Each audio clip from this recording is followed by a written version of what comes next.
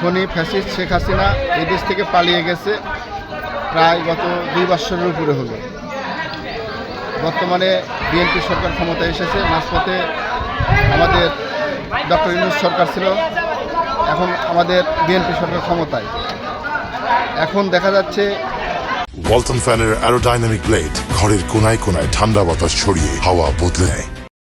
গরিব দুঃখীদের মাঝে যে চালটা রিলিফের চাল বিতরণ করা হচ্ছে 10 কেজি করে, সে চাউলের বস্তায় এখনও শেখ হাসিনার দোকান। এটা আসলে কিভাবে এই বস্তাতে এখনও শেখ হাসিনার ছবি থাকে, এটা আমার বোধগম্য না, আমার ব্রেনে ধরে না। তাই আমি নলডাঙ্গা উপজেলা ও নাটোর জেলা ডিসি সাহেবের কাছে অনুরোধ করছি, আপনি অতি দ্রুত খাদ্য অধিদপ্তরে যারা এই বস্তায় শেখ হাসিনার ছবির সাথে জড়িত তাদের বিরুদ্ধে অতি দ্রুত ব্যবস্থা নিন। চাউলের বস্তার উপরে আসতেছে, এটা এখনো কেন থাকবে? সে পালায়া চলে গেছে।